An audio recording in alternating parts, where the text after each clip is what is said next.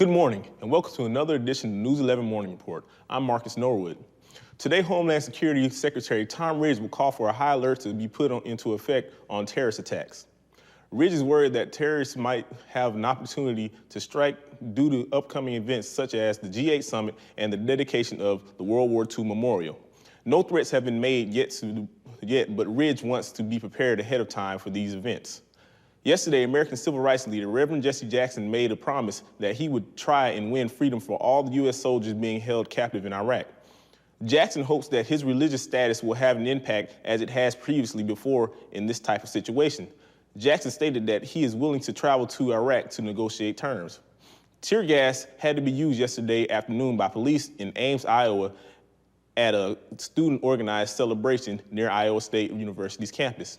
A riot broke out after 1,000 people started vandalizing cars, breaking store windows, and tearing down street signs. 30 people were arrested and 20 obtained minor injuries due to the riot. A head-on collision on I-75 in Atlanta this past weekend left 2 dead.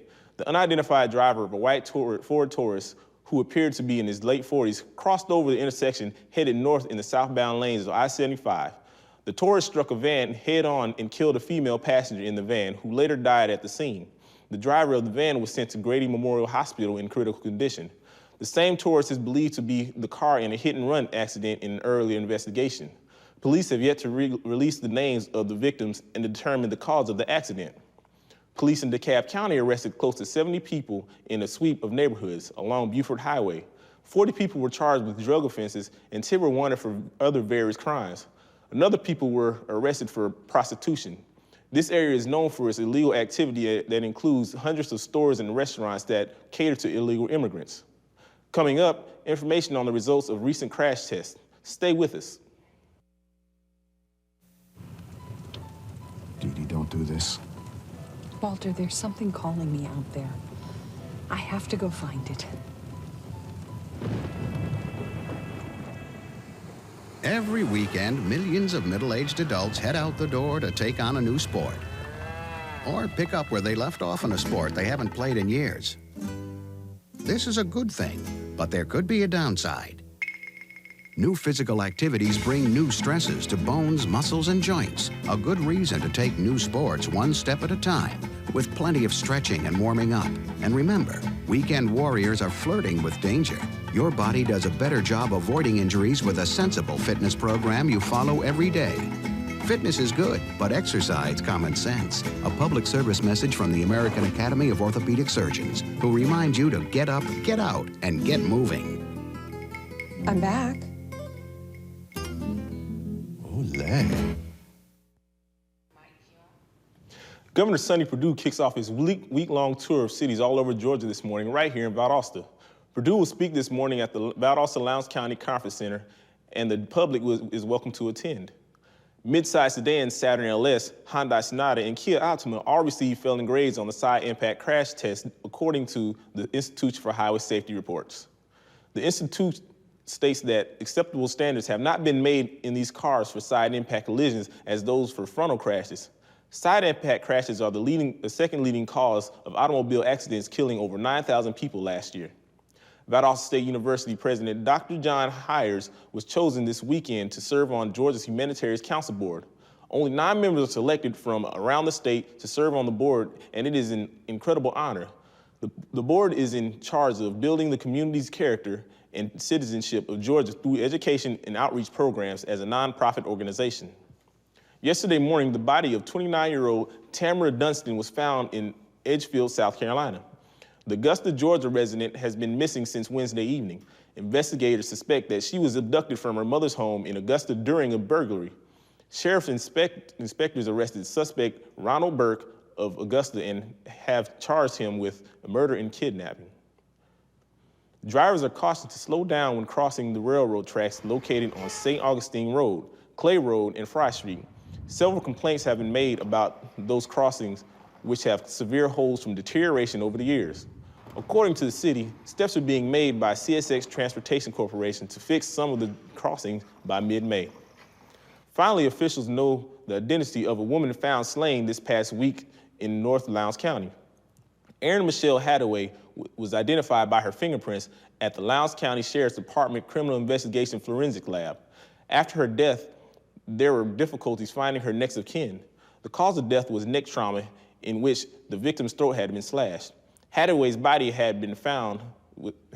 was found under a pile of leaves in the Antioch Church Cemetery. Joel Lindsay, Willie Nelms Jr., and Beverly Barber were charged with murder and concealing a death. Coming up, information on the new fundraising program at South Georgia Medical Center. But first, a look at your local weather.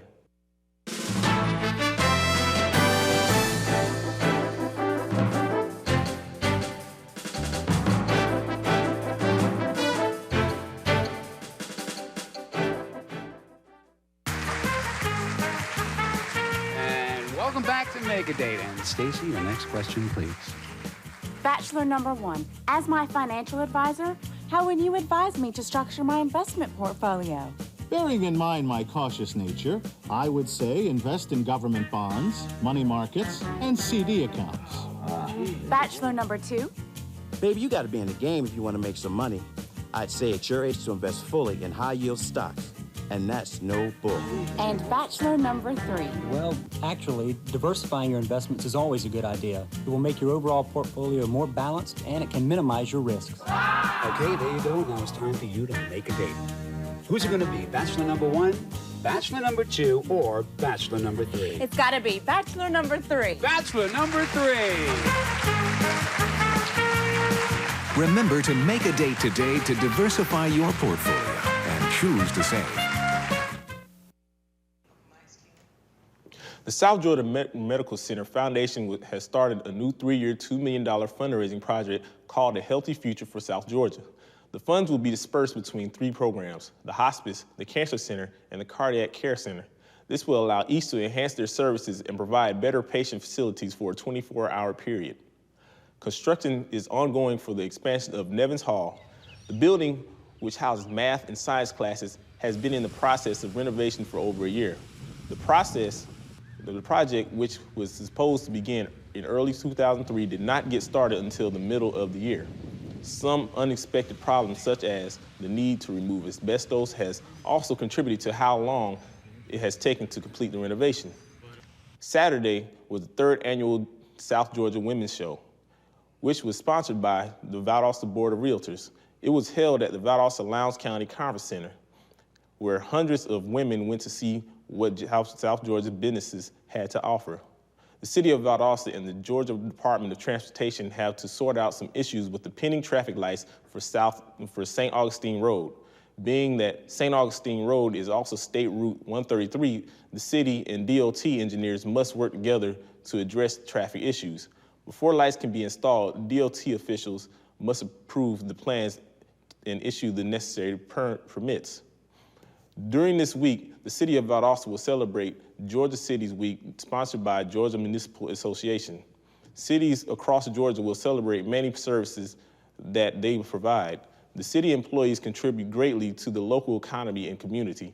Valdosta is the 7th largest employer in Lowndes County and employs over 700 people. Today, they will hold a blood drive in the City Hall Annex multi-purpose room on 300 North Lee Street from 10 a.m. to 3 p.m. That concludes this edition of News 11 Morning Report. Have a marvelous day.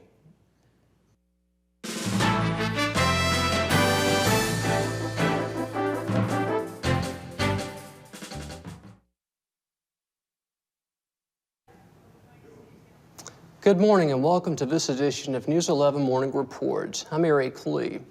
Just in case you were wondering how fast Valdosta is growing, just turn your eyes toward downtown. With 8 new businesses located in the downtown area, the city is emerging from a shopping area to a prosperous community. Now there are many things to do during the day and night with the growing shops, food, and entertainment.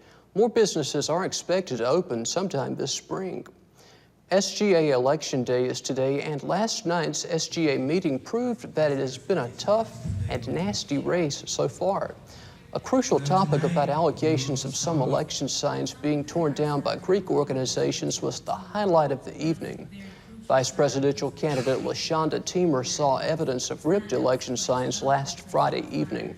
Opposing SGA members, some of whom belong to the main organization being accused, adamantly stated that they had no part in any torn signs.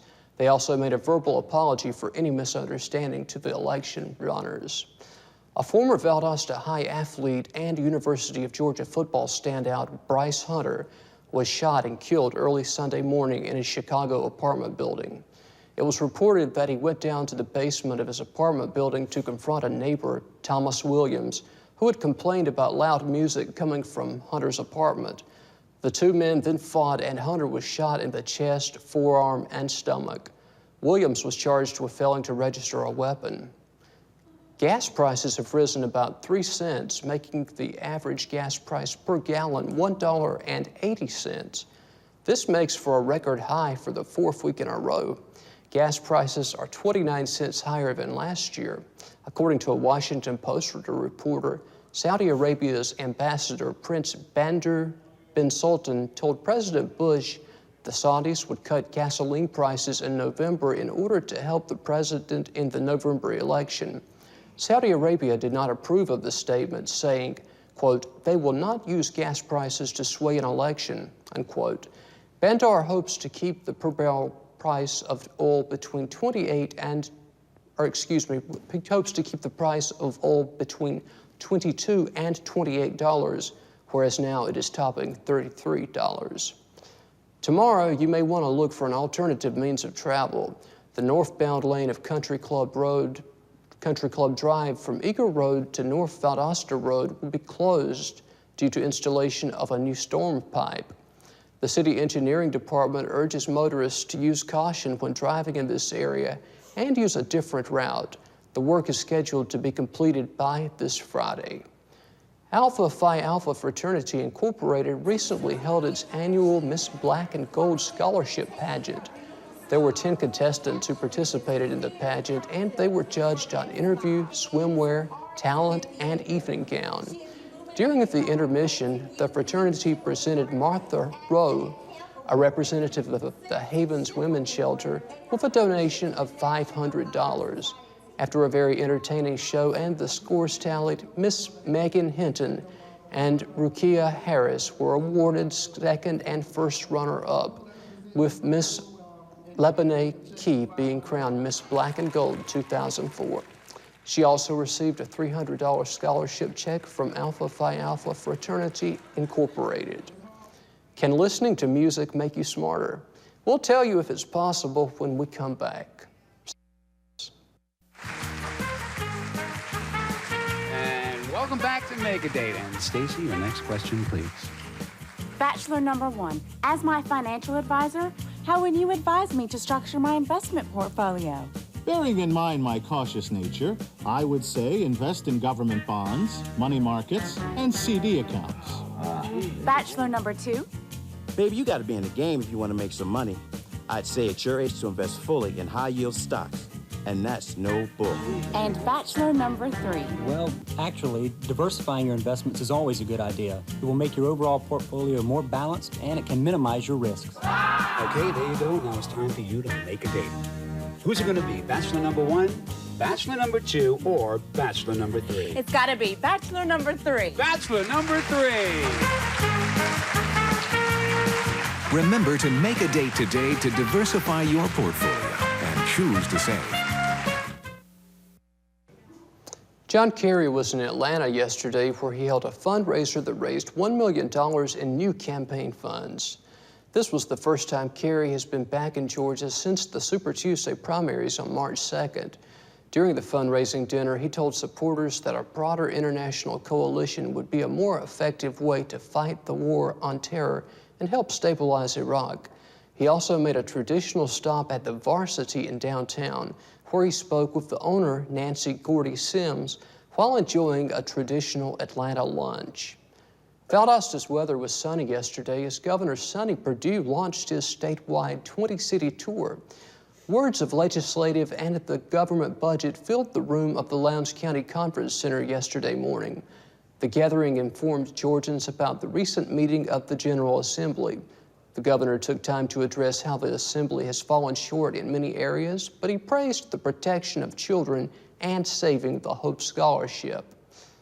Today marks the 5-year anniversary of when 2 students armed with sawed-off shotguns, a rifle, and an automatic pistol opened fire, sending fellow students and faculty members running for their lives at Columbine High School.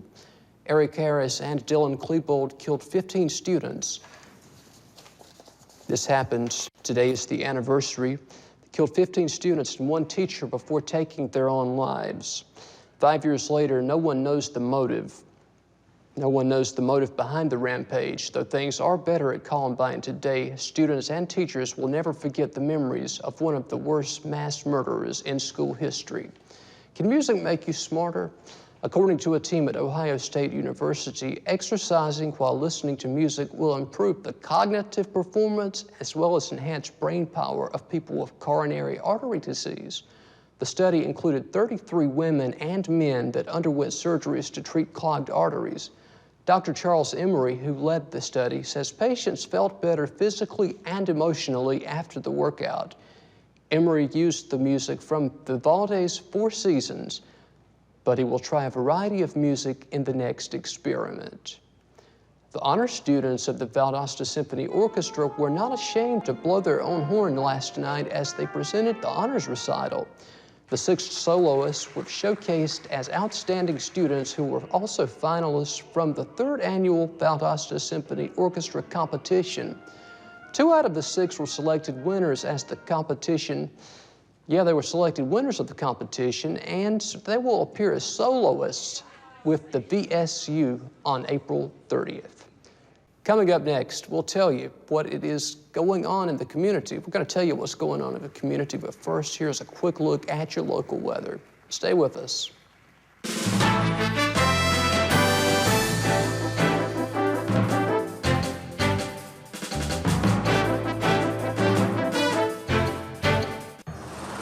Okay, people, listen up. Our fugitive has been on the run for 90 minutes. Average foot speed over uneven terrain, barring any injuries, is 4 miles per hour. That's a 6-mile radius. I want checkpoints established at I-95, 495, and over at Route 66. What I need from each and every one of you is a full target search of every gas station, residence, warehouse, farmhouse, hen house, outhouse, and doghouse in that area. Your fugitive has just cashed in his 401k plan, and all he had to do was roll it over. Go get him! Learn about rollovers and protecting your financial future, and choose to save. You can't mess with a big dog. Herman Cain, who is running for the U.S. Senate, will speak tonight at the Lowndes County Republicans meeting.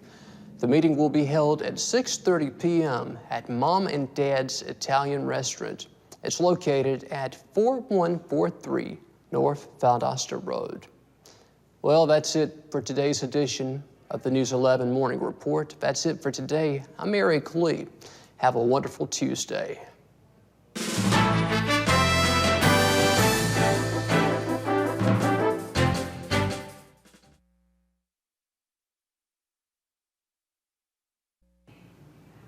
Good morning and welcome to this edition of News 11's Morning Report. I'm Kevin Allison. A series of explosions in Iraq early this morning have left dozens dead. The bombings took place in Basra and are believed to be caused by suicide bombers. 4 car bombs were set off, 3 in Basra and 1 just south of Basra. Several Iraqi police stations were targeted. The exact number of deaths is not yet reported, but may be up to 50 Iraqi police and civilians. The 22nd Georgia was killed in Iraq last week in Samarra, Iraq.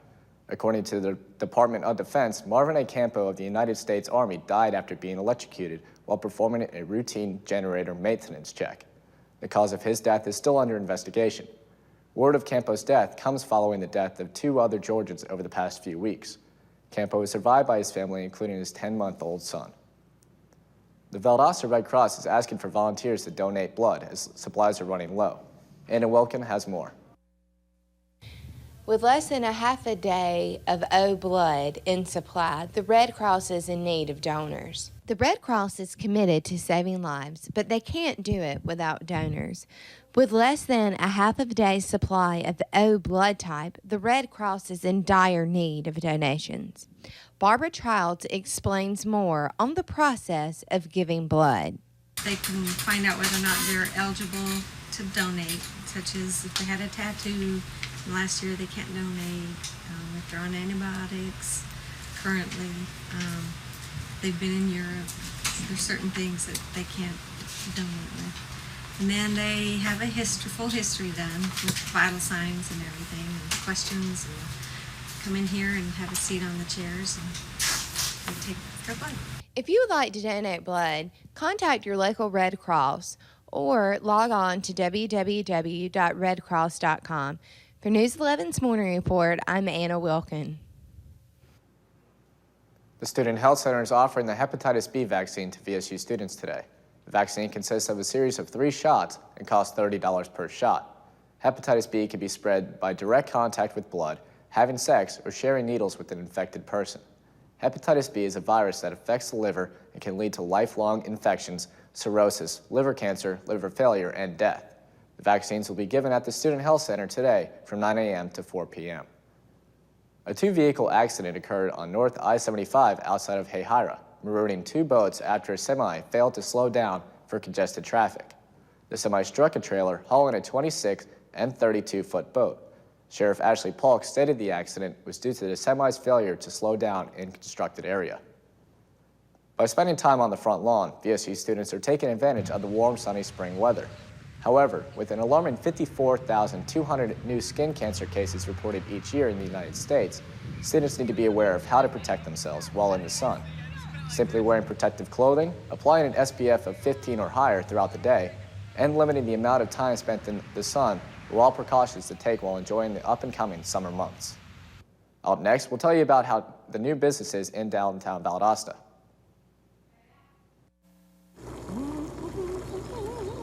Winston, just one more inning, Grandma. Ever notice how many things today kids can do without actually moving? A whole lot of things their parents used to do the hard way. So many kids' activities today seem to leave out the activity part, which makes exercise even more important for children. In fact, new research tells us the best time to enhance bone development is during childhood and adolescence. And just getting children to walk an extra 35 minutes a day could spare them the pain of thinning bones later in life. Healthy bones come from healthy habits. Encourage your kids to get up, get out, and get moving. Hello. Hey, Grandma, how about another grape soda? For more advice on how kids can build strong bones, visit AAOS.org, a public service message from the American Academy of Orthopedic Surgeons. Valdosta's historic district is continuously growing. 8 new businesses have moved to the downtown area. The businesses range from a canine bakery to a new local net magazine. James Horton, the Main Street director, stated that there is a change taking place downtown. Visit downtown Valdosta for a peek at its new stores. A Lowndes County Sheriff's deputy found 6 kilograms of cocaine after pulling over 2 men from the Dutch Antilles Islands for driving 91 miles per hour with an overdue rental car. The men's nervous behavior tipped off the deputy, who then asked to search the car. The men had flown into Miami from Colombia, headed to Atlanta to meet a buyer. The cocaine was estimated to have a value of $635,000. Creative, original, and imaginative are all words used to describe Valdosta State University's senior art exhibition. The exhibit is located in the art gallery on the first floor of the Fine Arts Building. Seniors get a chance to showcase their most valued art projects throughout the students' years spent in the program. This will be the first of multiple shows for many of the new artists. The gallery will be displaying the seniors' art until May 2nd. This will be the last gallery exhibition until the fall semester. When we return, we'll have information on VSU's annual Accessibility Expo. But first, here's a quick look at your local weather.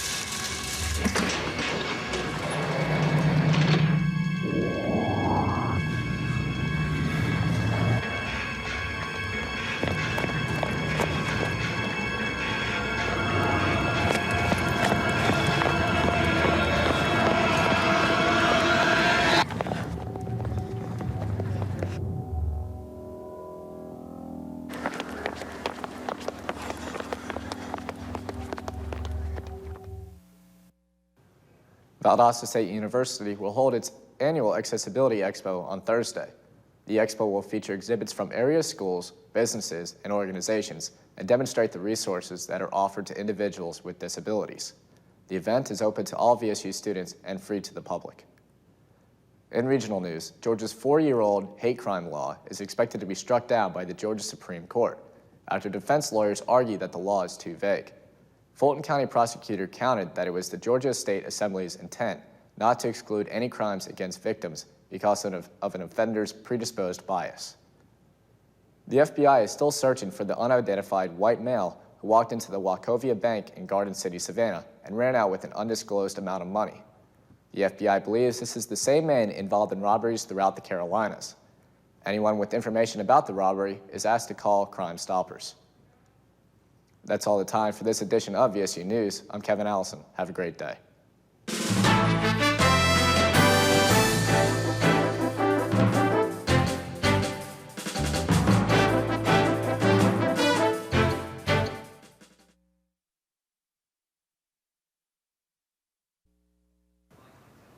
Good morning and welcome to the News 11 Morning Report. I'm Ashley Paramore. The presidential election is still over 6 months away, but John Kerry and his supporters are rallying at locations nationwide. News 11's T. Lee has more about the campaign. As the 2004 presidential campaign goes into full swing, President Bush slightly leads the poll according to a recent survey. Senator John Kerry tries to gain the lead and take Bush's place in the White House by targeting the younger generation by visiting universities and appearing on MTV, speaking on issues such as the war in Iraq. If I were president, I would have wanted the authority to be able to leverage Saddam Hussein's behavior and the United Nations. But if I were president, I would never, ever have behaved the way George Bush did by breaking promises about building a real coalition, using the inspections, exhausting that remedy, and most importantly, taking America to war as a last resort. Kerry supporters help his campaign also by holding a nationwide Kerry meetup. Tonight, Valdosta's Kerry meetup will be held at Applebee's on St. Augustine Road at 7 p.m. A local resident tells us why she supports Kerry. I want the United States to be the #1 country that I think it should be. I think we deserve a president who has a longer range vision than the current administration, and I want to see an environmental president. I want us to have the most environmental president we've ever had because we need it. It's time. It's past time. Look at the study that they did on the oceans just recently, and every other issue that you can think of. And this president acts like it's fine. You know, he can destroy whatever he wants. You know, it's no big deal. He's just oil and gas. Remember the importance of your vote. For News 11's Morning Report, I'm T. Lee. The reigning Miss Savannah has been indicted on 5 felony charges. Sharon Redmond allegedly shot and killed her boyfriend, Kevin Shorter, after finding out he was engaged to another woman. Out of a jealous rage, Redmond allegedly fired 1 bullet from her .40 caliber handgun, striking Shorter in the back. He was rushed to the hospital where he died 3 days later due to complications. Redmond can face life in prison if convicted of murder. Georgia residents, beware. Mosquito season has arrived. Mosquitoes can carry 4 deadly viruses, including West Nile and La Crosse encephalitis. Georgia Division of Public Health officials urge residents to wear long-sleeve shirts, dump any excess standing water, and wear insect repellent while they're outdoors. While 1 case of mosquito-borne virus already reported this year in Brantley County, health officials advise Georgians to be cautious when spending time outdoors. If you're thinking of becoming a physical education teacher, don't plan on working in Georgia. An American Federation of Teachers study reveals that Georgia has too many PE teachers, and what the state needs is science and foreign language instructors. The good news, according to the study, is that Georgia teachers earn the most in the southeastern region.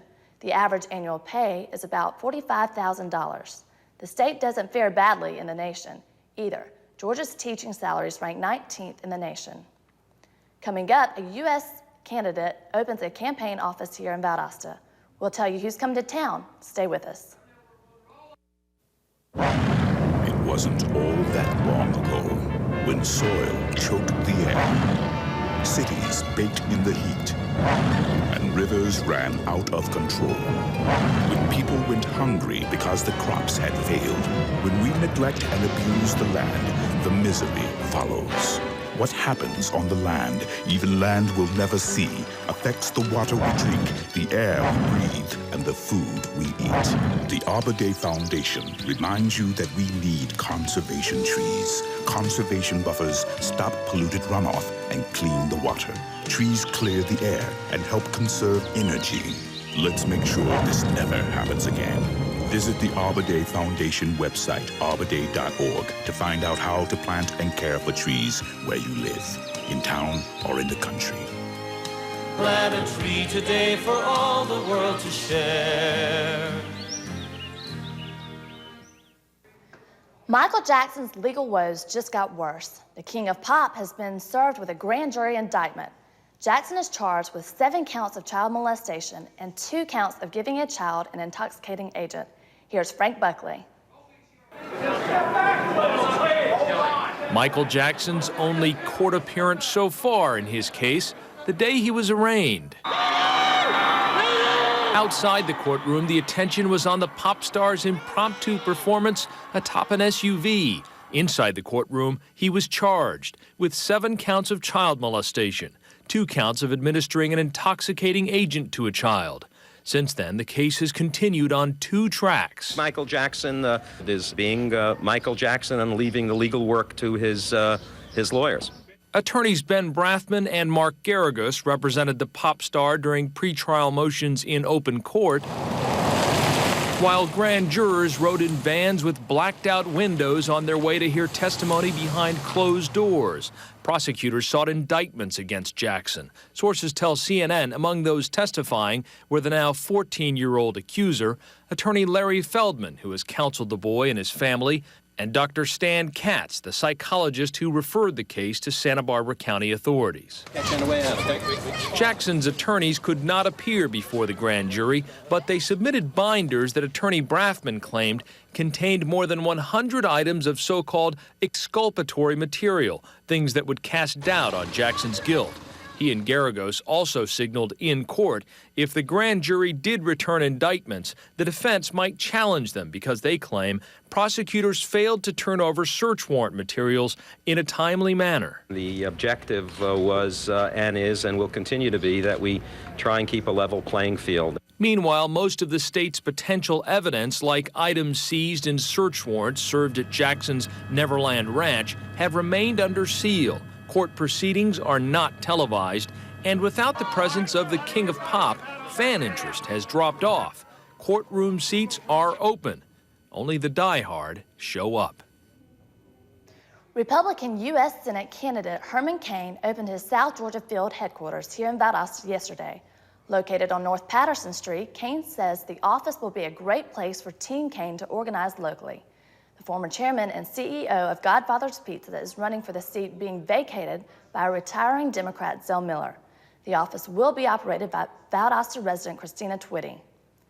Did you know that anyone enrolled at VSU can meet with University President Dr. Ronald Zachary one-on-one? The president opened his office to students on Monday, as he does several times each semester. The president's office tells News 11 we had a good attendance. Your community announcements are coming up in just a moment, but first, here's a quick look at your weather.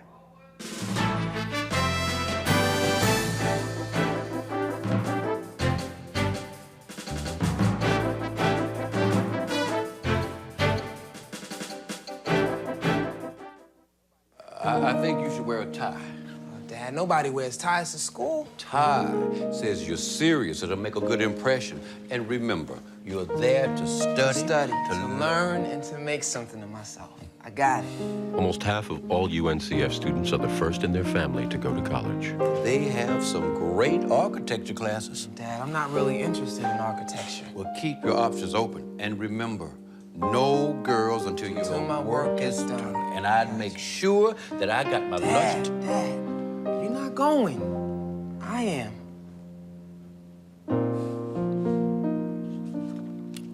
I know. Well, listen, we better get going. Don't want to be late the first day anyway. Oh, yeah. And when you're the first to go, You're going for a lot of people. The United Negro College Fund. A mind is a terrible thing to waste. Valdosta State University's Access Office for Students with Disabilities sponsors its annual Accessibility Expo today from 10 a.m. to 2 p.m. in the University Center Magnolia Room. The event features exhibits from area businesses, schools, and organizations that provide information on resources available to persons with disabilities. The expo is free to the public. For more information, call the Access Office at 245-2498. VSU will host a 2004 Earth Day event on campus today from 11 a.m. until 4 p.m. This event will be at Palms Quad and sponsored by the VSU student organization, SAVE, which stands for Students Against Violating the Environment. The American Cancer Society invites all cancer survivors to the Relay for Life Survivors Dinner tonight. The dinner starts at 6 p.m. at the Knights of Columbus on St. Augustine Road. In addition to cancer survivors are invited to kick off the annual Relay for Life by walking the Victory Lap on May 7th. Call 241-1424 if you wish to attend. Thank you for joining us for this edition of the News 11 Morning Report. I'm Ashley Paramore, and you have a great day.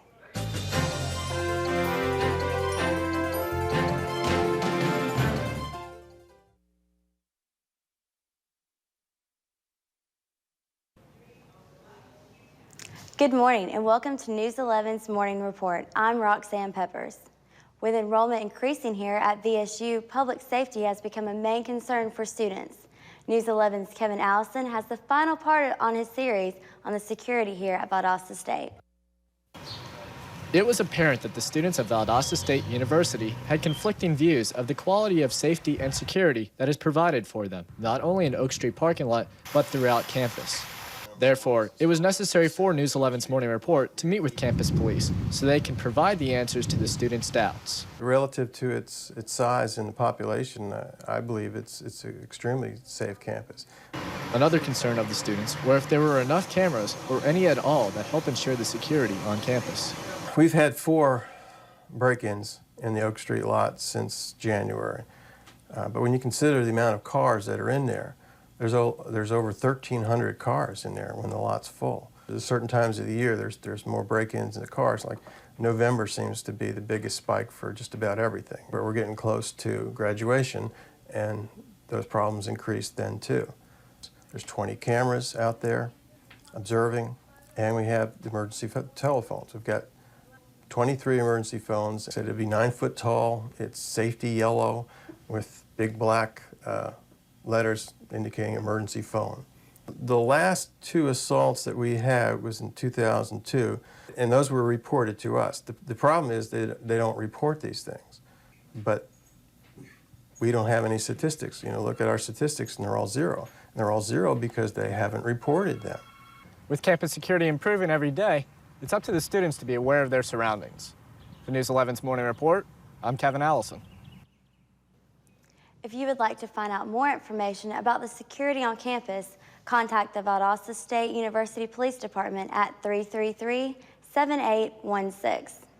You may have noticed some new businesses here in Valdosta. News 11's Natalie Ross has more on Valdosta's current growth. The city of Valdosta is rapidly growing.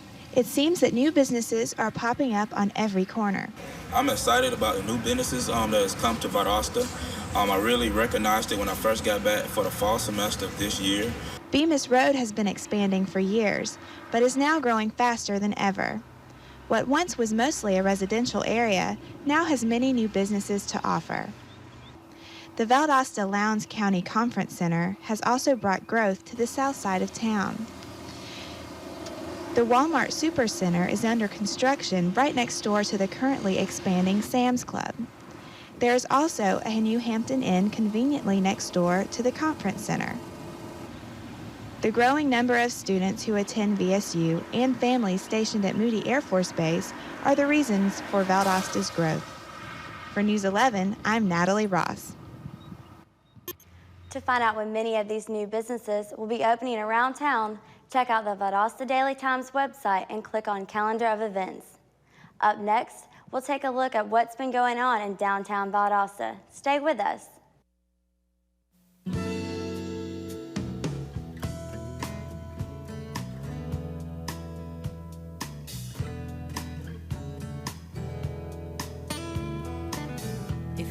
reach the stars.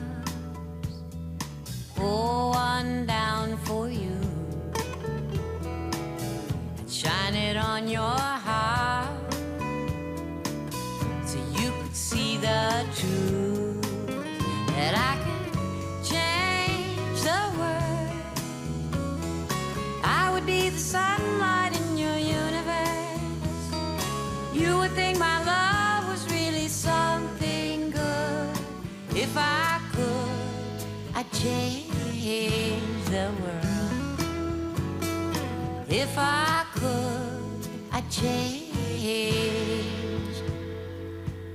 the world.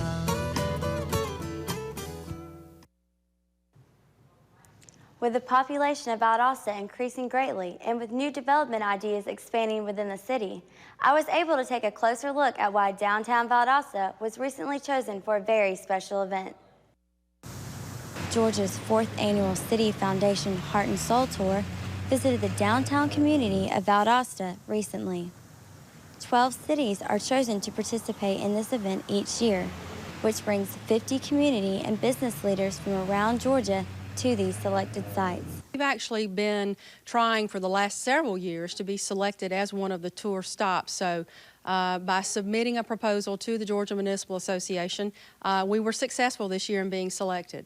The Georgia Cities Foundation likes to see innovation in communities that work for them when it comes to downtown development. This tour is an effort to educate and inform state leaders on the role and development of the downtown area and its role on the economy.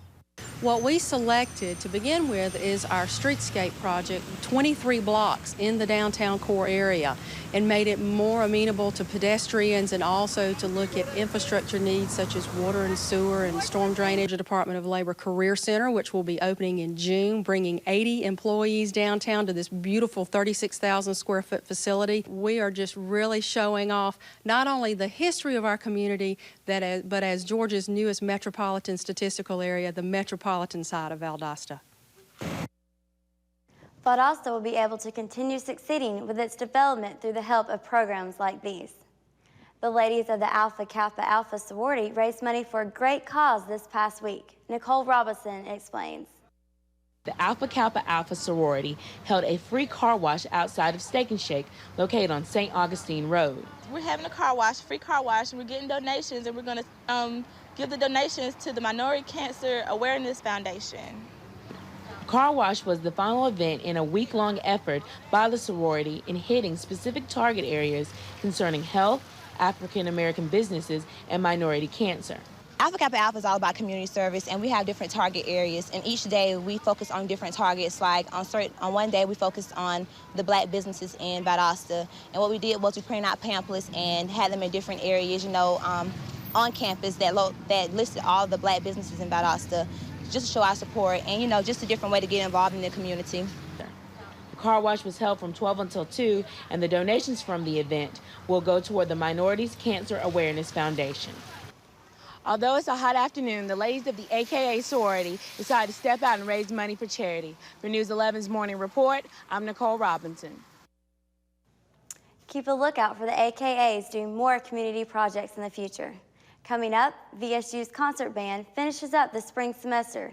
But first, here's a quick look at your local weather.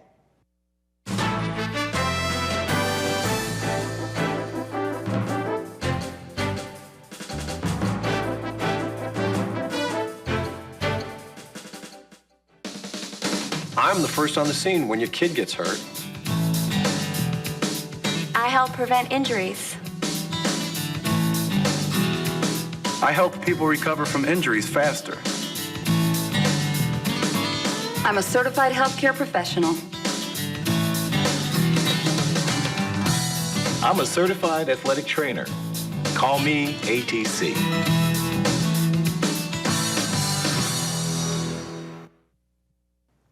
The VSU Concert Band held its spring semester concert in Whitehead Auditorium last night. News 11's Torian Batten has more. The VSU Concert Band displayed their skills last night in Whitehead's Auditorium. Musical pieces composed by Douglas Courts and Michael Daugherty, among others, filled the Whitehead Auditorium last night. The concert band, led by Eric Bradshaw, is composed of students ranging from freshmen to seniors who have passed a competitive audition at the beginning of the semester. Okay, this is a class for the students that they enroll in, and this is concert band, and we do 2 concerts each spring. This was our second and final one of the semester. Guest conductor Joe Brashier also stepped in to lead the ensemble through an arrangement by Larry Dane. I think they did a good job. This group is primarily non-music majors from across campus, and they did a good job tonight. We have a lot of good players in there, and it's a fun experience being in there with all the guys. The concert program that has been performed by the concert band here at Valdosta State University is helping VSU students broaden their musical horizons. For News 11, I'm Tarian Bassi. VSU Concert Band consists of a number of VSU students. A concert of this type is held every fall and spring. That's all the time we have for this edition of News 11's Morning Report. I'm Roxanne Peppers. Have a great day.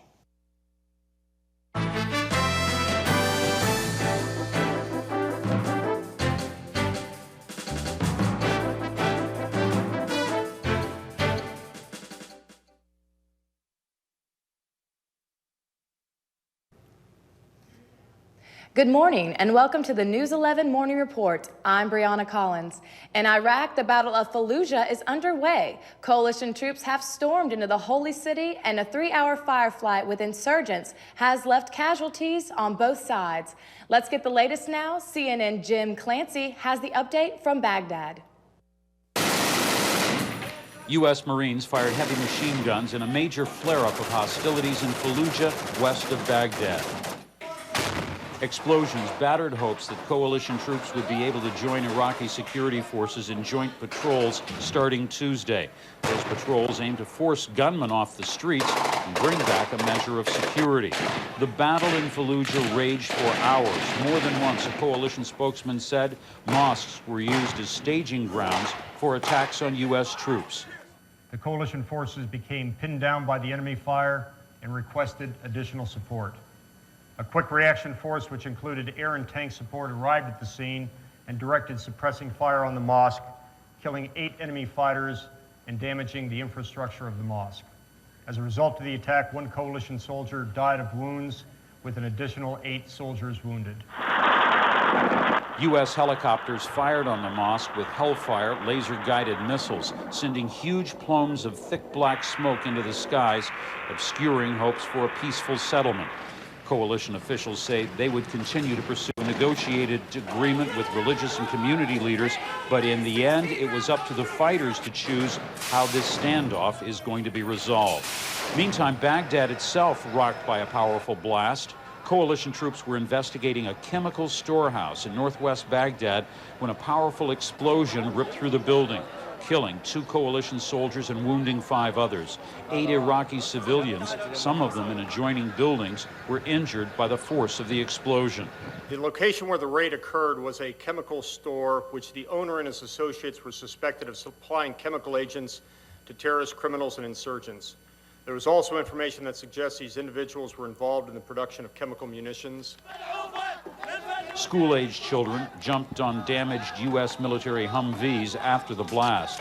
U.S. Army was brought in and warning shots were fired to disperse a crowd of several hundred people who had gathered at the site. In Toledo, Ohio, a 66-year-old priest has been arraigned on a murder charge for killing a nun on Holy Saturday in 1980. Reverend Gerald Robinson allegedly strangled, then stabbed Margaret Ann Paul 27 times one day before her 72nd birthday. After the murder, Paul's body was wrapped in an altar cloth and found in the Chapel of Mercy Hospital, where she and Father Robinson had worked for several years. Although Ohio has a death penalty, Father Robinson cannot be sentenced to death because the punishment was not in force at the time of the killing. In Syracuse, New York, police found a 5-year-old girl apprehended with duct tape under a tarp at an abandoned warehouse on Sunday.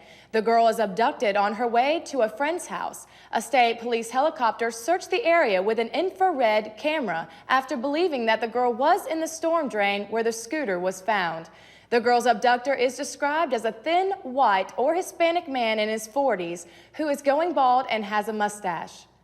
Political hopefuls trudged through the rain and into the state capitol yesterday to plop down checks and file for elected office.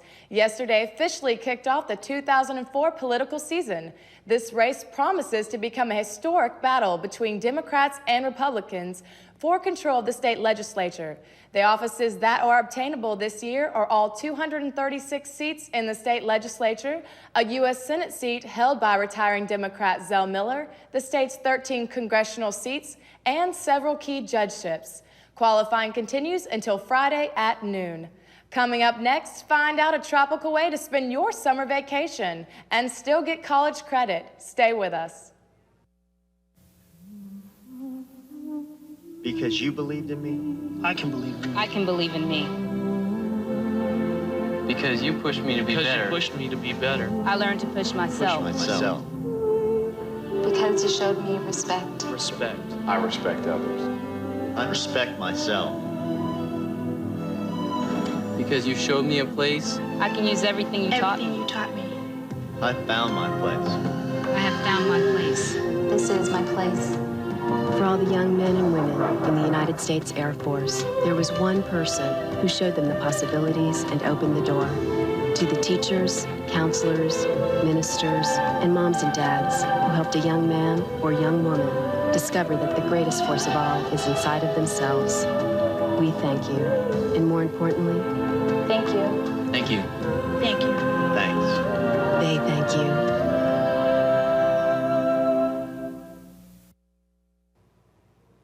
The Accelerated Learning Center Night School program at Valdosta High School offers students who have been unsuccessful in traditional classroom settings the opportunity to recover lost credits and earn their high school diplomas.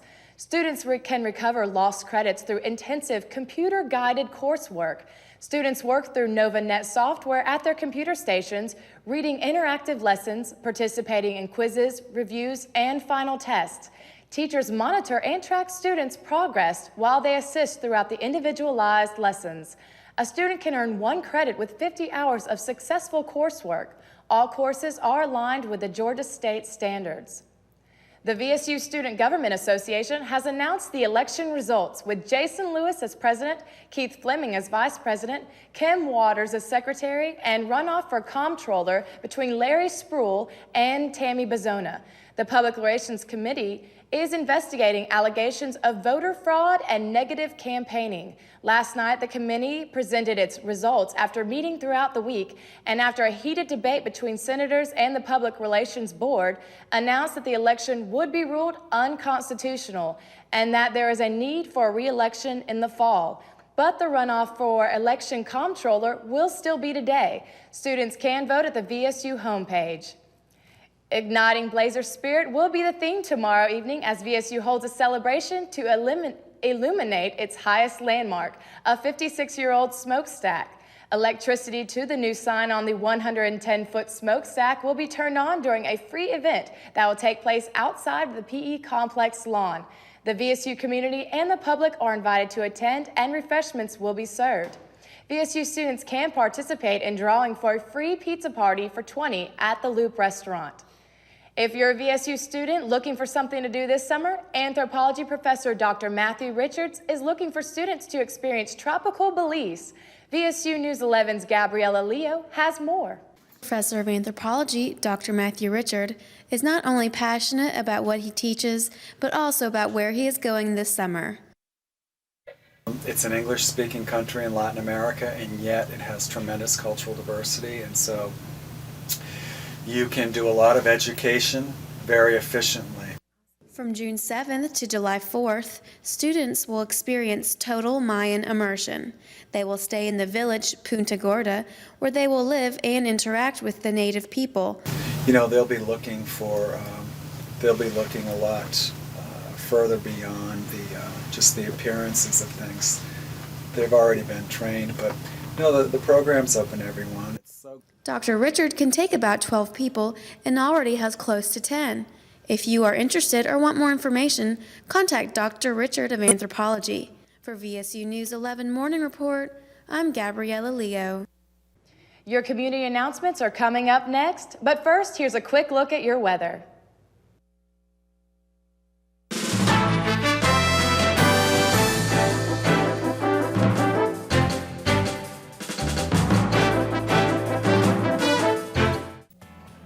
Andrew Young.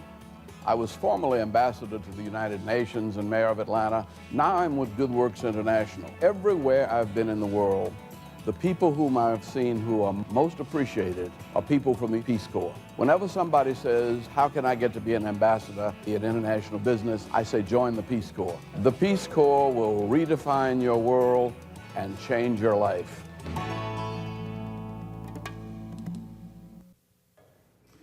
The South Georgia Medical Center is hosting Best Buddies, a support group for breast cancer survivors. The meeting is from 6 to 7:30 tonight at the Perlman Comprehensive Cancer Center conference room. Participation is free and open to all breast cancer survivors. Thank you for joining us for this edition of the News 11 Morning Report. I'm Brianna Collins. Have a great day.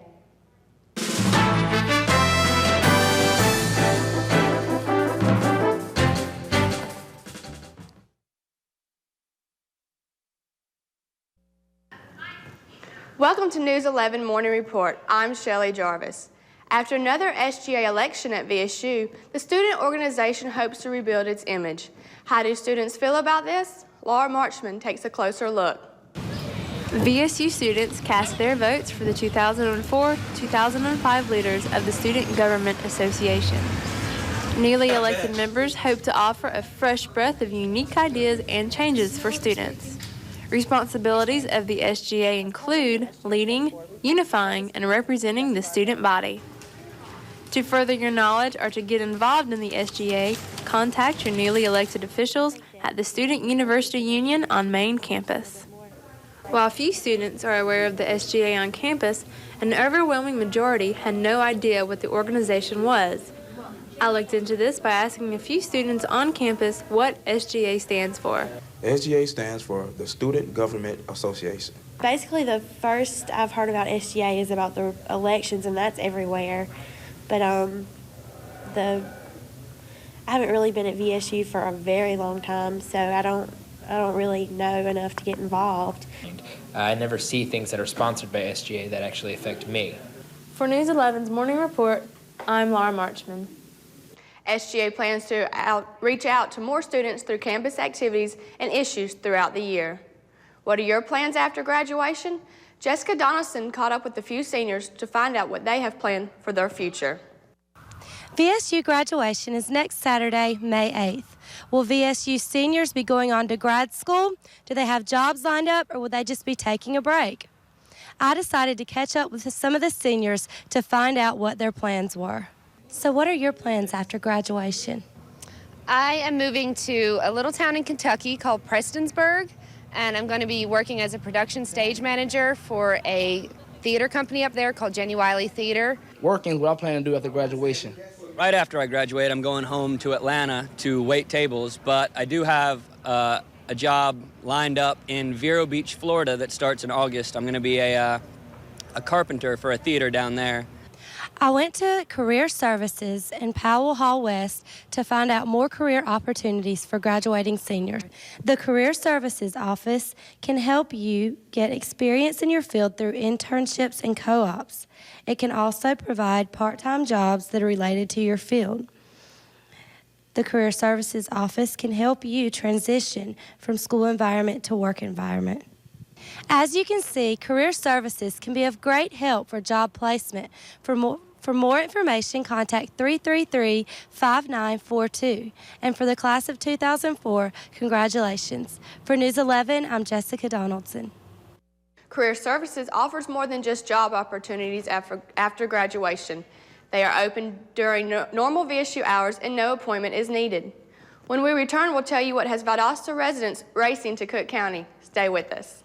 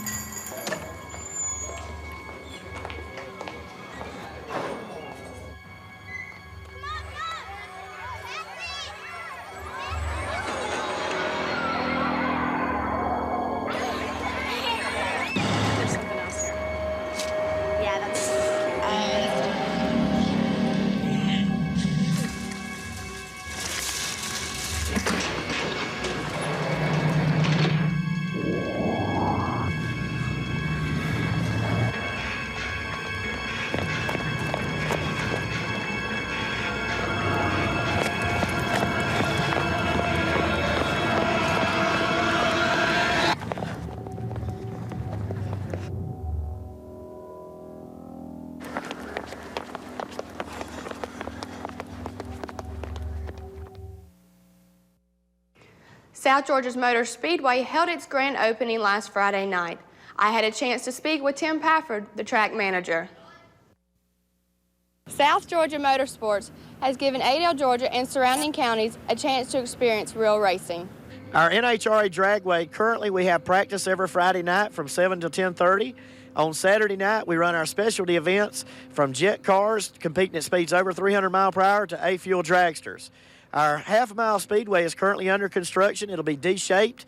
It's bigger than Bristol or Martinsville that are currently on the Nextel Cup Series. It'll be open for practice beginning on August the 13th. Then on Labor Day weekend, we've got a 100-lap late model sportsman race paying $10,000 to win. The balance of the season will feature Southern All-Star late models, USCS winged outlaw sprint cars, and of course the Florida Pro Series. South Georgia Motorsports Park will also have a go-kart track, motocross track, Catfish House restaurant, garage rentals, and an RV park. The dragway consists of 830 feet of concrete, the second largest pad in America. South Georgia Motorsports is a $4 million raceway.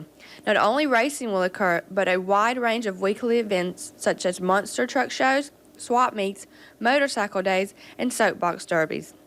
South Georgia Motorsports Park, currently is contributing a lot to the economic boost in South Georgia. We have 28 full-time employees here. Our grant from the state of $325,000, we had to guarantee 24 jobs. We've exceeded that, and as soon as our speedway opens, the number will increase from 28 employees up to 35. We're currently paving the parking lot for the pit area. When completed, it'll have more pit paving than any NHRA drag racing track in America. South Georgia Motorsports has not only offered Cook County with entertainment value, but also with job opportunities and economic growth. For News 11 Morning Report, I'm Shelley Jarvis. As you can see, the highly anticipated South Georgia Motorsports Complex will be a treat for local race fans. The March of Dimes held its annual Walk America on Saturday, which raises funds and awarenesses for babies born prematurely or with birth defects. Marcus Norwood reports. With their 50th anniversary this year, the March of Dimes is still helping thousands of people. The March of Dimes is an organization that raises money to help with the growing crisis of premature birth. Today, 1 in every 8 babies is born prematurely. One such way of helping the community is by walking in Walk America. The money raised supports research and helps find answers to what causes premature birth. It means a great deal, especially for me being a young man right now, because I haven't had the opportunity to have a family yet. And when I actually start having a family, if one of my children are born with a birth defect, I'm pretty sure that's when the program will really kick in. And I've heard some stories and I've seen some actual footage and talked to some people that's actually had that happen, and March of Dimes has really helped them a lot. For News 11 Morning Report, I am Marcus Norwood. To become more active with the March of Dimes in the Valdosta community, contact Tara Nichols at 219-0900. There's still more to come on News 11 Morning Report. Now here's a look at your local weather.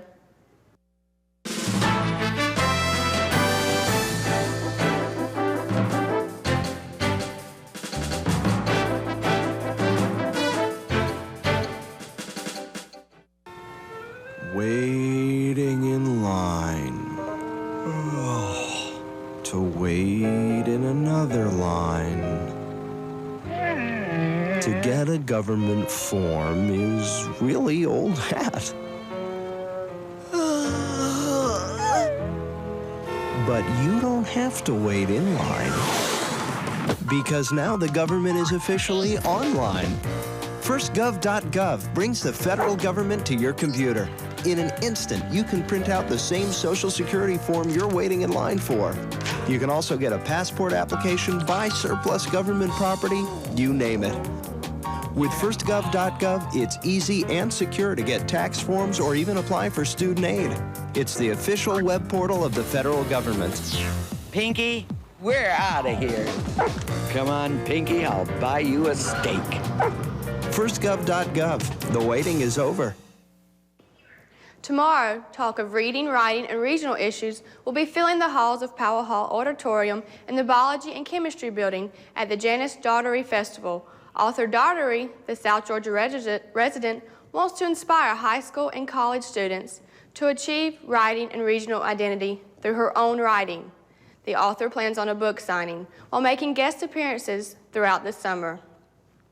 Only 8 candidates came forward Tuesday to qualify for the Lowndes County elections, which will be held in November.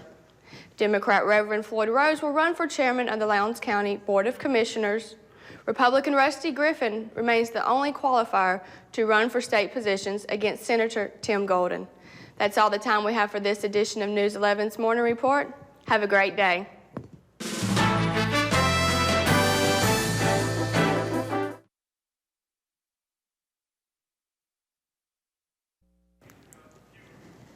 Good morning and welcome to the News 11 Morning Report. I'm Gabriella Leo.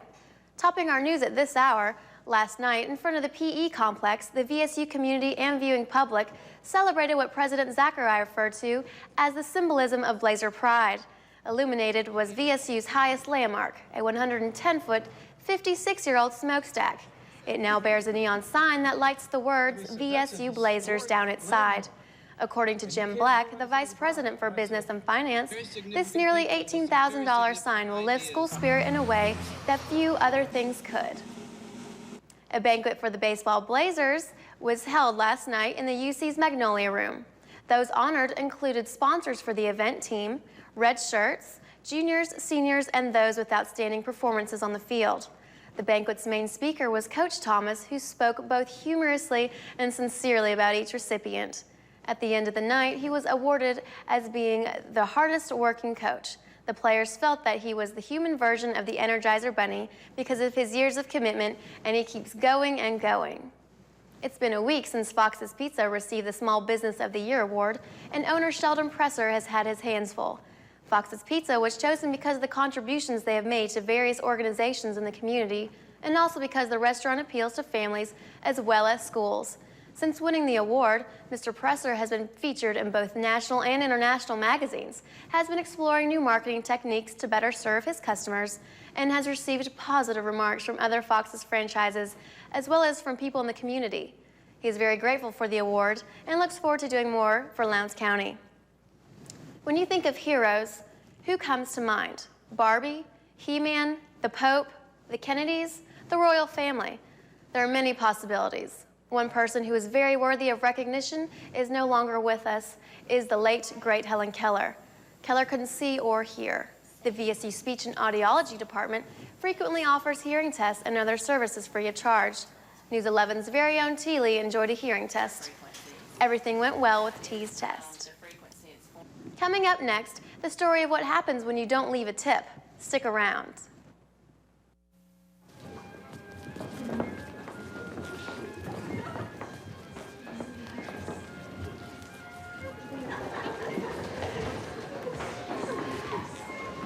Someday, I'll be a ballerina, just like them.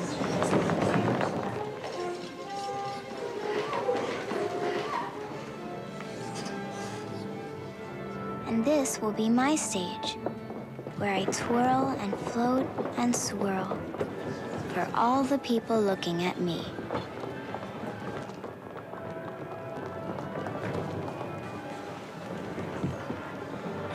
Someday, this won't just be my wish. Someday, I won't be sick.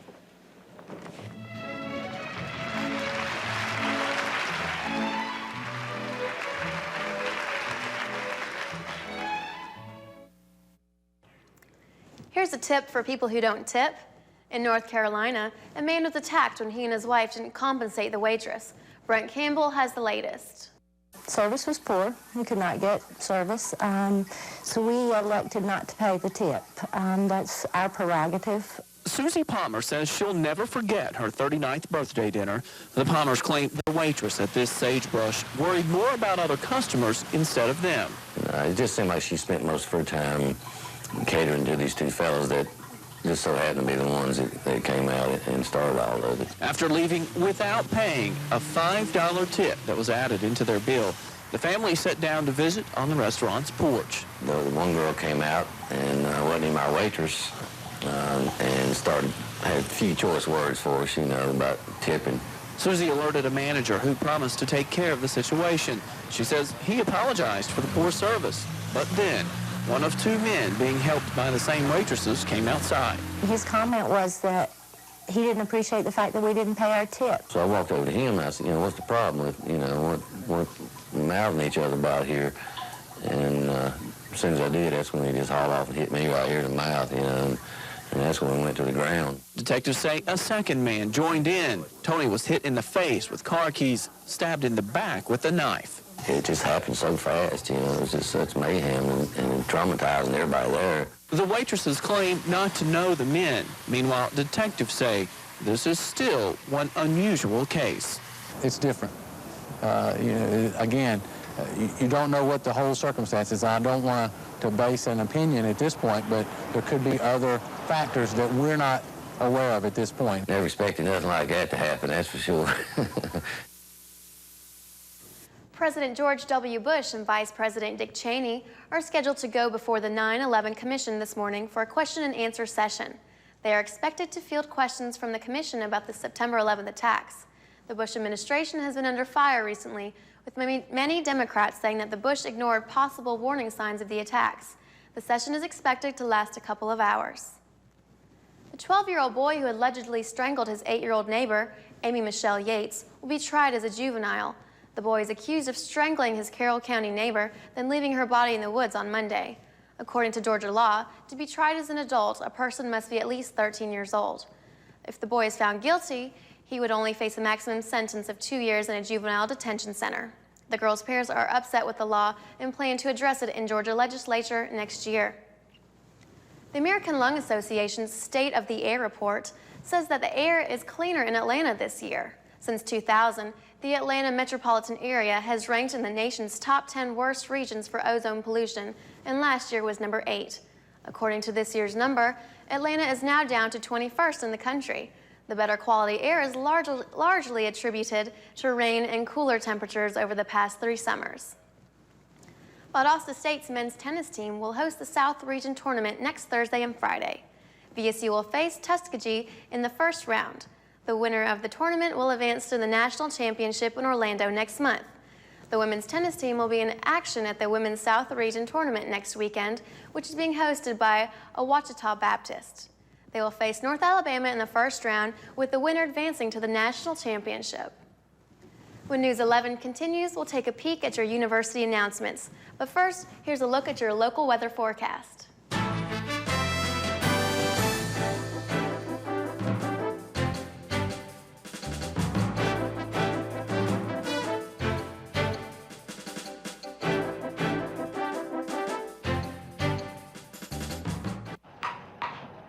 Okay, ready?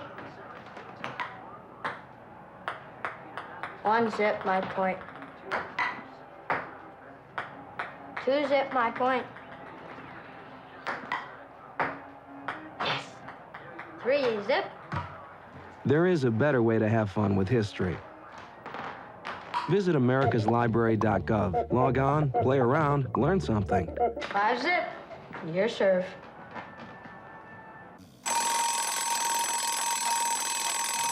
Noise. There's more of it in your life than you think. Everyday sounds, from household appliances to traffic. Even a crowded restaurant can hit 85 decibels. That's the level audiologists know can cause permanent hearing loss. So keep an eye on your ears and visit ASHA.org, the American Speech Language Hearing Association. I am the port in the storm.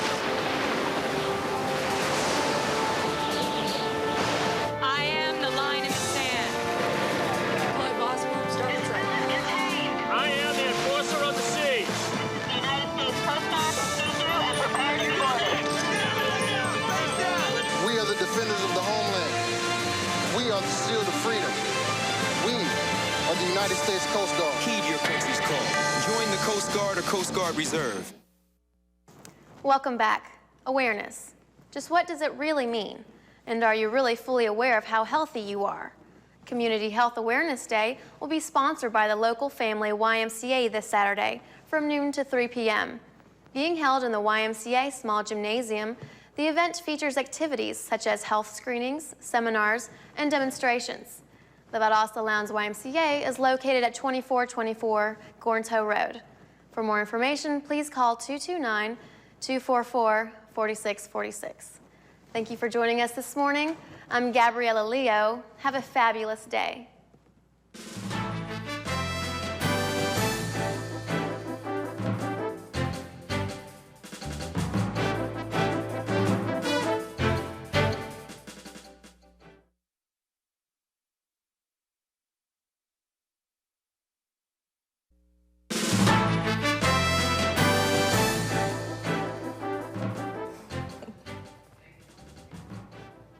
Good evening, and welcome to News 11 in Focus. I'm Larry Spurl. And I'm Lydia Giddens. Tonight, we take a look at how Valdosta is ready for hurricanes. We have stories on tap from the American Red Cross, the city of Valdosta, and others that show how we're ready for the worst. But first, an overview of hurricane season in the Southeast. CNN's Chad Myers has more. From Mississippi to the Caribbean and the Carolinas, some areas seem to be hurricane havens. So far this year, it's Florida's turn. Mother Nature slapped the Sunshine State with 3 strong storms within a month. Charlie sliced the state from the southwest. Francis forced millions to flee from the east. Then Ivan struck the Panhandle. But the Sunshine State is not alone. The Carolina coast breaks the record with some 30 hurricanes making landfall over the past 100 years. And let's not neglect the Gulf. Last week, Hurricane Ivan devastated the Mississippi and Alabama coastlines too. But some of the worst destruction this year was felt in the Caribbean, in Haiti, the Dominican Republic, Grenada, Cuba, Jamaica, and Grand Cayman. It will take months or years for the islands to recover from the multiple hurricanes that have swept in from the Atlantic. Not surprisingly, a map of hurricane activity from the U.S. Geological Survey clearly shows that the eastern seaboard and the Gulf Coast regions are high-risk areas for hurricanes.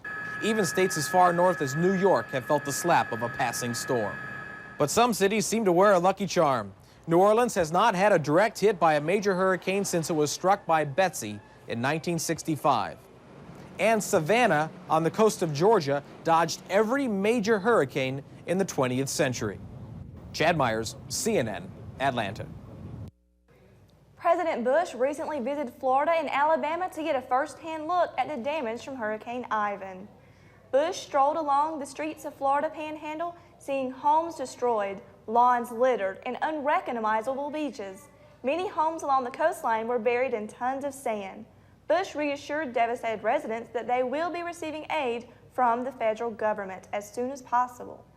Ivan is blamed for more than 16 deaths in Florida, 1 in Alabama, and 1 in Georgia. Florida has been especially hard hit this season as Hurricane Charlie tore through the center of the state. Hurricane Francis followed a short time later, and Hurricane Ivan just devastated the Panhandle last week. Right now, weather forecasters predict that the latest tropical storm may escalate into hurricane status.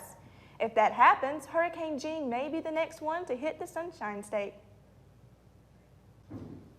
Brianna Collins joins us with information about how the city of Valdosta is ready for hurricanes. Brianna? Larry, when Hurricane Francis came through Valdosta, city officials say they weren't ready for everything Francis had to offer.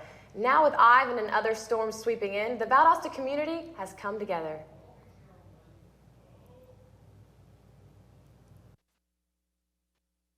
Hurricanes hit Florida, and a lot of people fled from the Sunshine State to seek safety in Valdosta.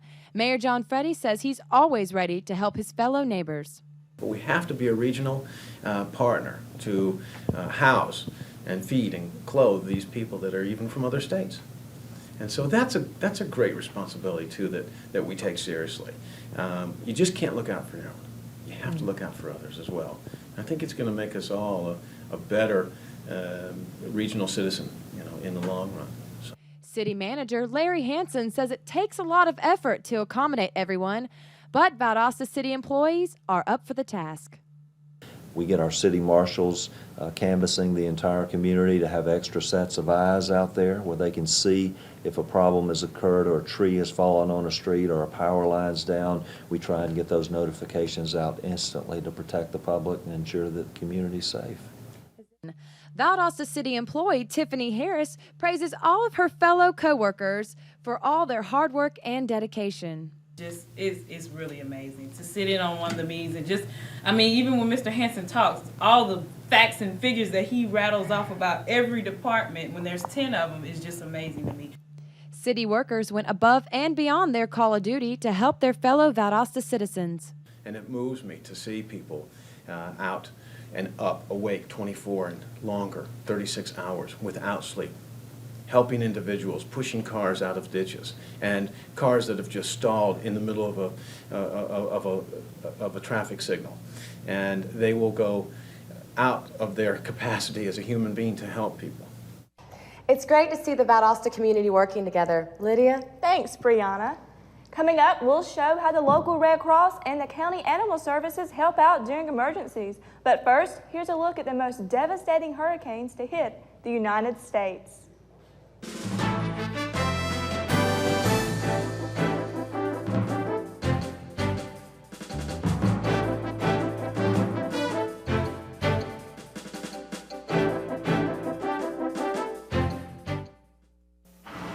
Every weekend, millions of middle-aged adults head out the door to take on a new sport or pick up where they left off in a sport they haven't played in years. This is a good thing, but there could be a downside. New physical activities bring new stresses to bones, muscles, and joints. A good reason to take new sports one step at a time, with plenty of stretching and warming up. Fitness is good, but exercise common sense. A public service message from the American Academy of Orthopedic Surgeons.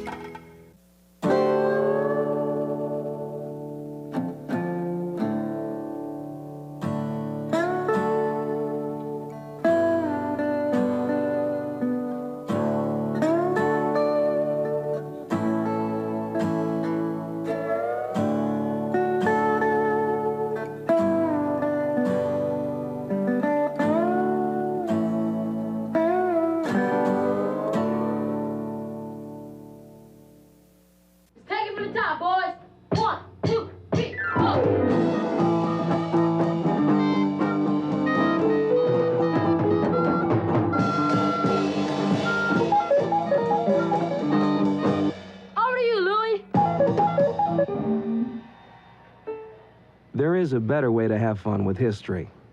Come on, Louie. Focus, man. Visit americaslibrary.gov. Log on, play around, learn something. The American Red Cross is always on the front lines when disaster strikes. Melanie Lane visited the Red Cross, and she's here with her report. Melanie? Thanks, Larry. The Red Cross has been especially busy this hurricane season, but local organizers say they are ready for even more.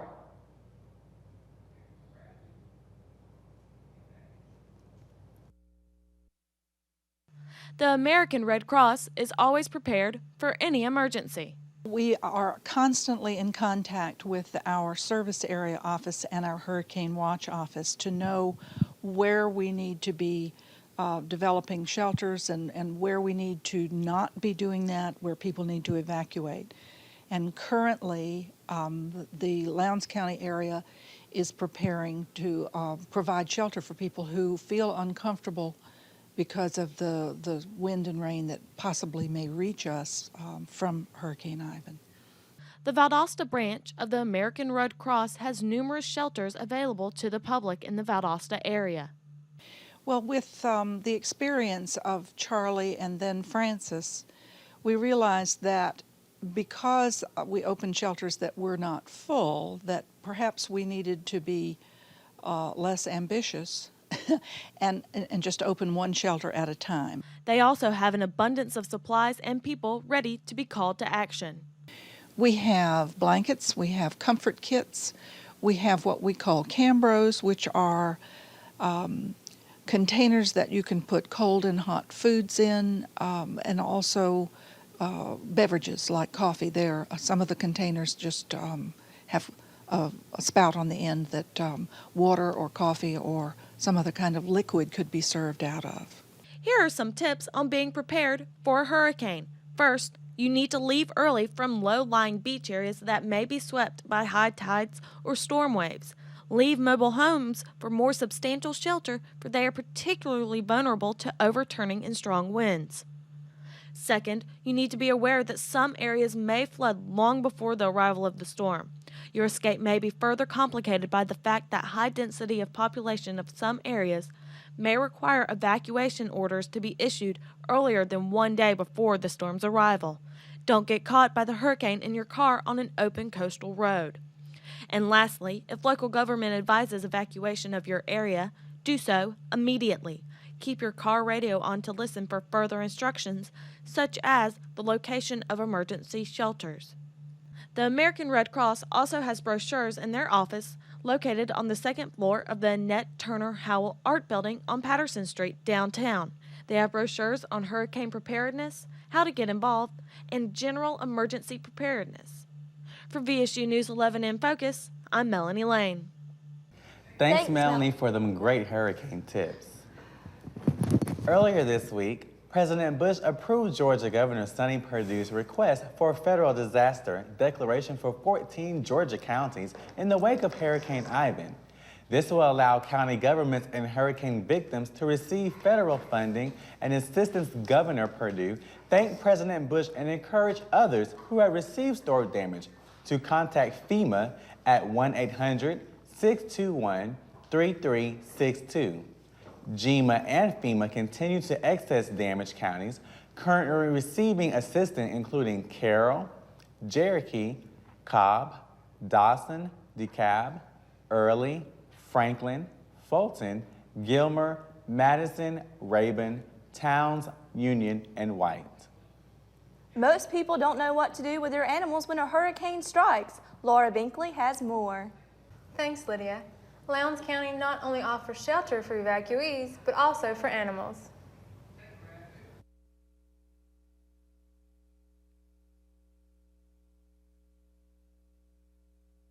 When weather approaches, every effort needs to be made to protect your loved ones, including your pets. With the recent hurricanes hitting the southeast, thousands of people took precautions to protect their dogs and cats. We have a limited space here. Basically, you'll want to know that the storm is coming early, check the weather, check your vet's offices for a space, boarding kennels. Basically, if I was going to leave, I would leave with my animal. With the mandatory evacuations for the coastal areas, not everyone knows that the Lowndes County Animal Shelter can be a haven for animals during emergencies. We have had people during these last few hurricanes. We have spots available for dogs. Last week during Hurricane Francis, we had people coming up from Port St. Lucie. We had one from Port Charlotte, Atlantic Beach, Palm Coast, Kissimmee, and Vero Beach. And they were all bringing animals here. If animals are unable to be found after the storm,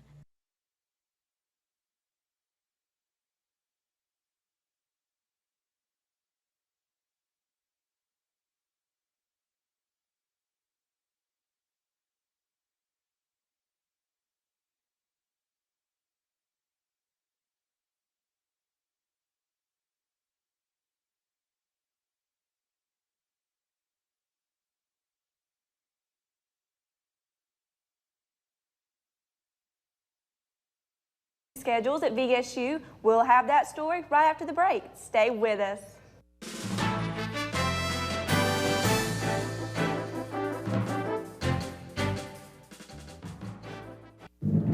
Valdosta State University, in service to its students. The professors here at Valdosta State University really give us a lot of hands-on experience. Professors are easy to understand and they're enthusiastic about teaching. They really help the students. They do everything they can to make sure that you get the education you need. They always bent over backwards to help me out. Providing a premier educational experience, Valdosta State University is Georgia's regional partner.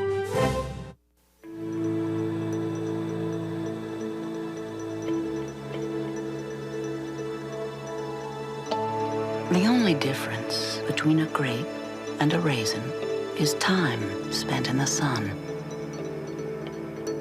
Ever wonder what the sun is doing to you?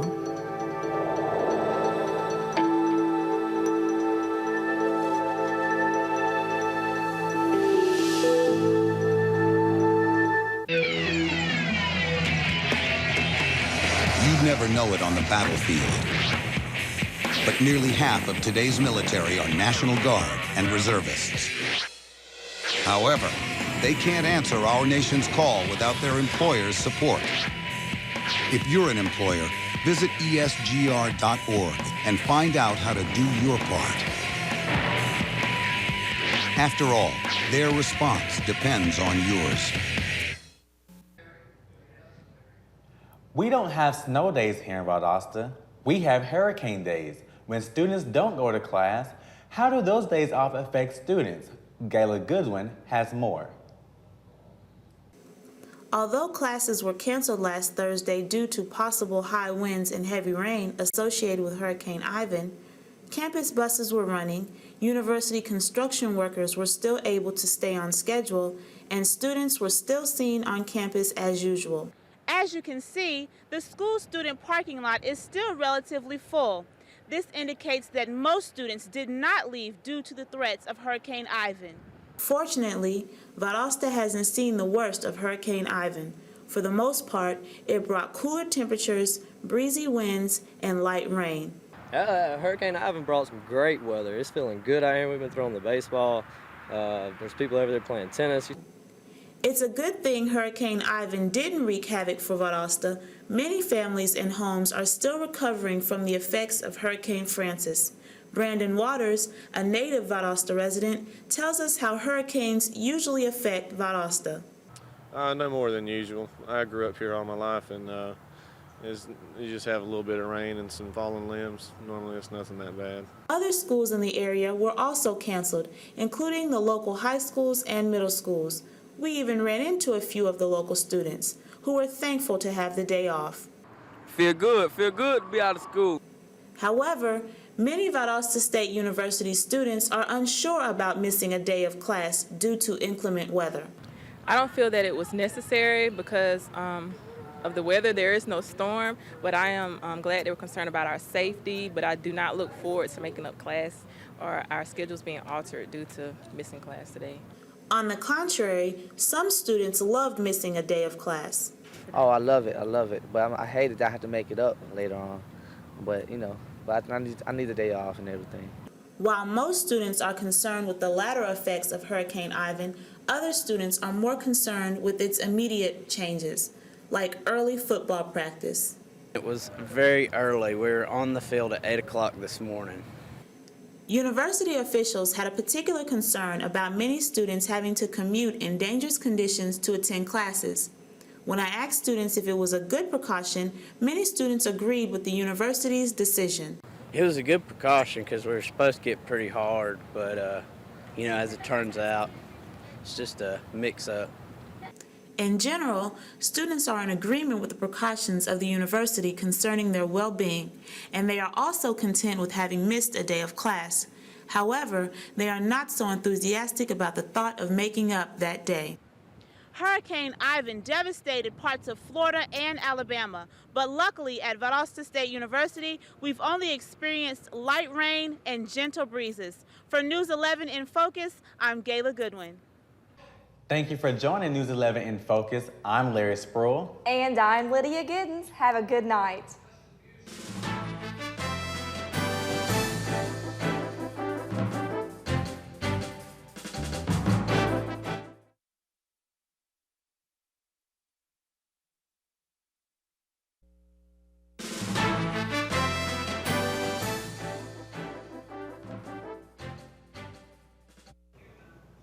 Good evening, and welcome to News 11 in Focus. I'm Tabitha Grant. And I'm Lydia Giddens. Tonight we take a look at how Valdosta is coping with traffic problems.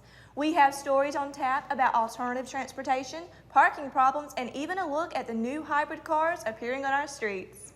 But first, our own Michelle Massengill joins us with a behind-the-scenes look at the traffic center here in town. Michelle? Tabitha, not many people know that when you're sitting at some of the busiest intersections in town, hidden cameras are watching you. It's all a part of an effort to make traffic flow smoother.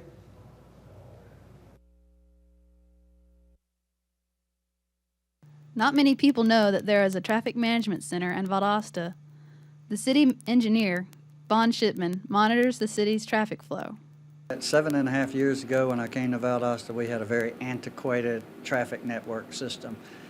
Traffic accidents were on the increase, and more people were being squeezed in a confined space, and it wasn't a very pretty picture. But over the course of 7.5 years, we've made a lot of changes. The TMC has over 30 television monitors and shows major intersections in Metro Valdosta and is only in Phase 1.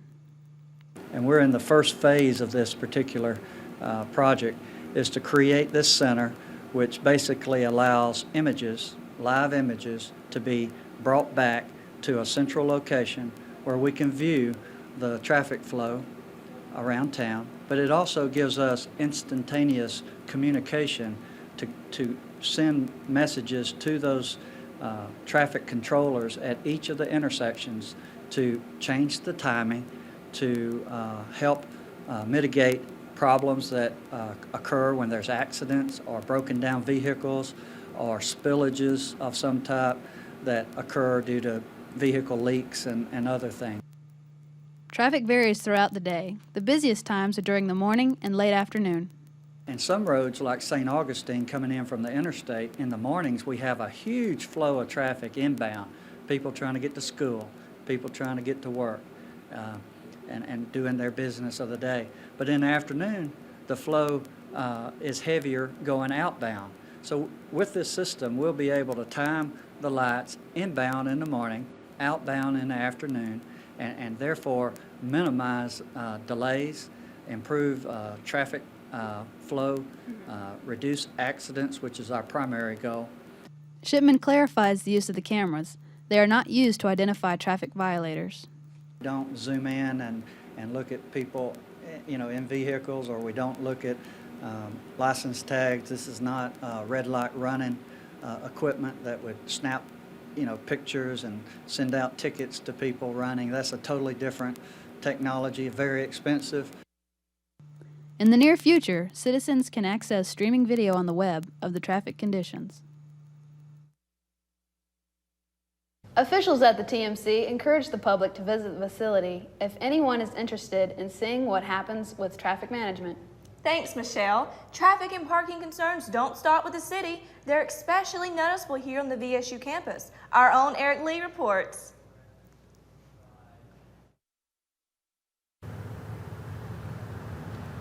VSU students still have the hassle of parking in Oak Street parking lot. Some say it could take as long as an hour to find a parking space and still make it to class on time. Looking at the street is pretty horrible. Basically, if you don't get here like an hour before class, you have a really hard time finding somewhere to park. I think they have a lot more people trying to park than they do parking spaces. This really is a problem. Parking fines don't seem to matter when you're in a hurry. I mean, it's worth the $10 sometimes, to make it to class, but.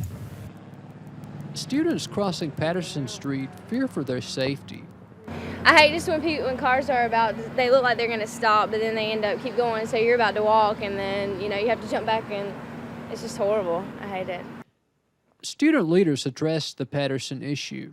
And the problem is many students, of course, due to a lack of parking, are having to park across Patterson Street on Brookwood and several other parking spots all around the campus, and they're having to pass over Patterson, which has inadequate crossings for pedestrians.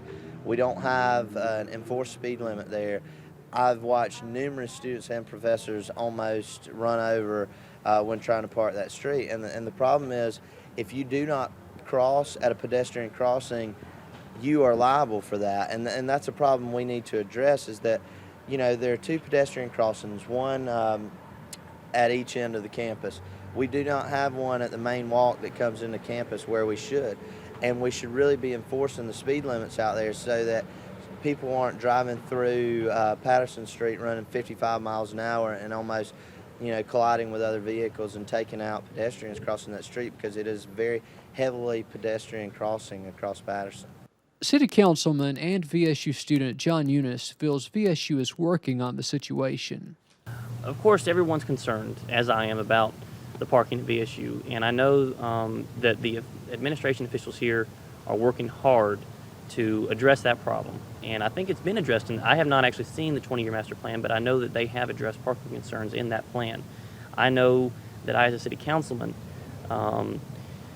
work closely with the university, as well as does the mayor of Valdosta and our city engineering department, on ways to work better together and maybe reduce some of the traffic congestion and parking problems that we've got here in this area.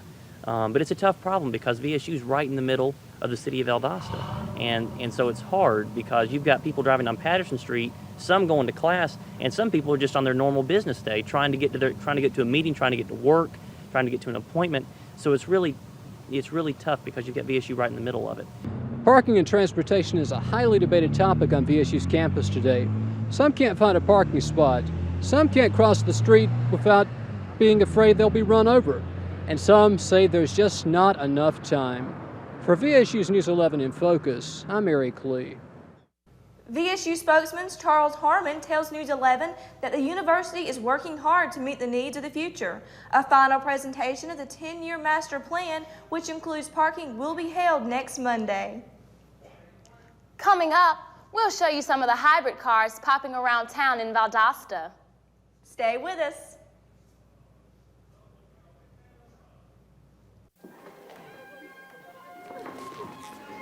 Someday, I'll be a ballerina, just like them.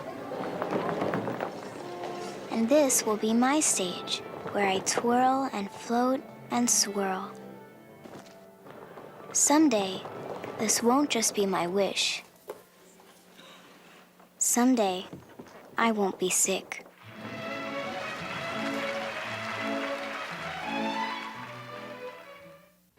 They came searching for treasure. They didn't know the greatest riches were the rainforests themselves. Worth much more than gold, rainforests help protect life on our planet.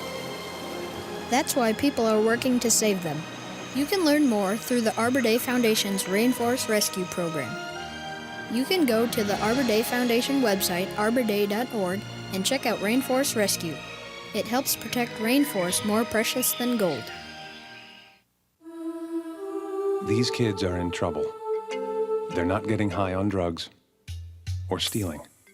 If they were, you'd do something about it right now.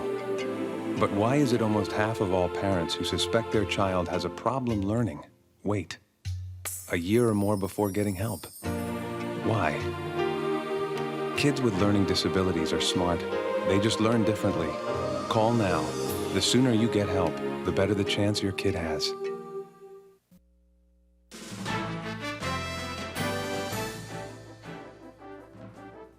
Valdosta is rapidly growing, and with this growth comes increases in traffic, gas usage, and the number of miles put on automobiles.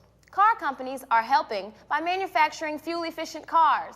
One such car, the Honda Civic Hybrid, is available here in town.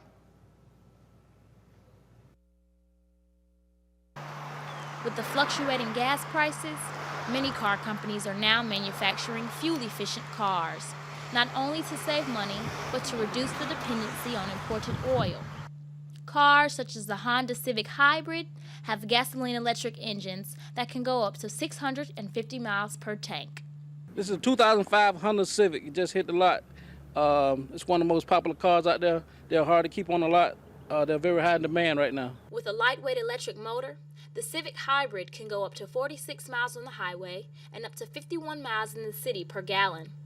The battery pack helps to assist with gas mileage when the car is moving 35 miles per hour or less. With the price of gas going up right now, gas is like $1.74 a gallon right now, so that'll save you a bunch of money on gas.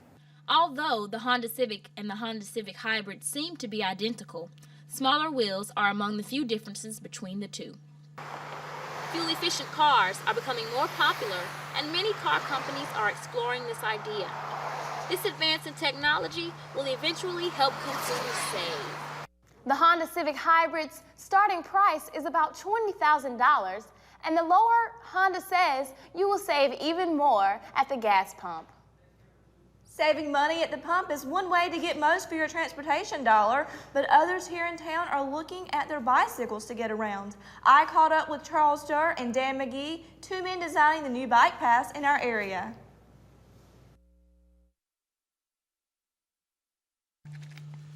If you own a bicycle in Valdosta, you may have noticed that Valdosta isn't exactly bike-friendly.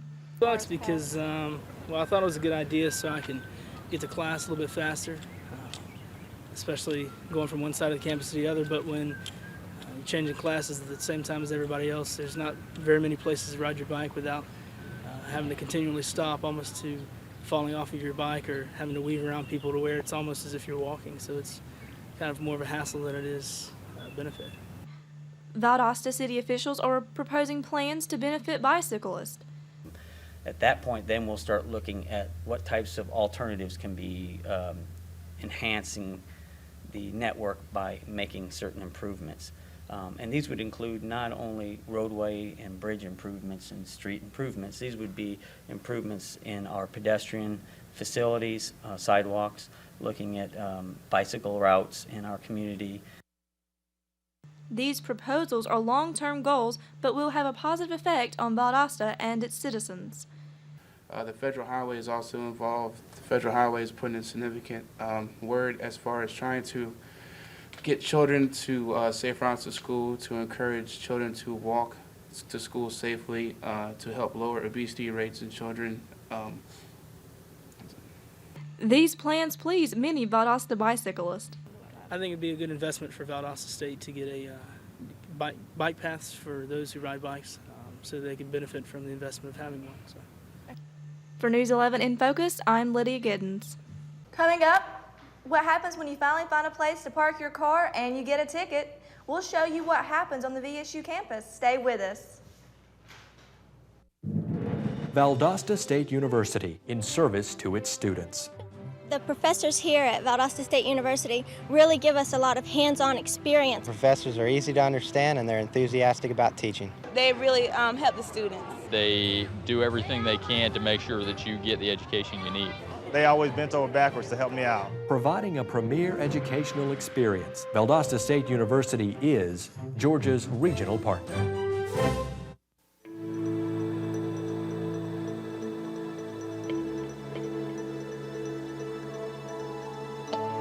The only difference between a grape and a raisin is time spent in the sun. Ever wonder what the sun is doing to you?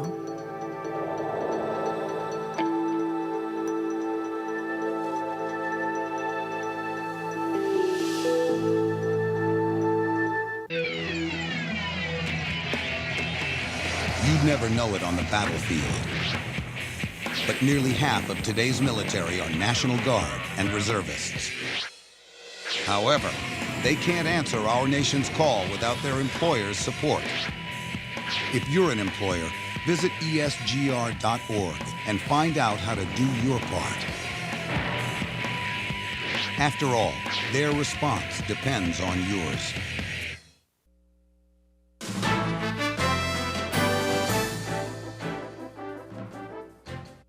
As the construction of VSU continues, the availability of parking spaces has become a serious issue for students.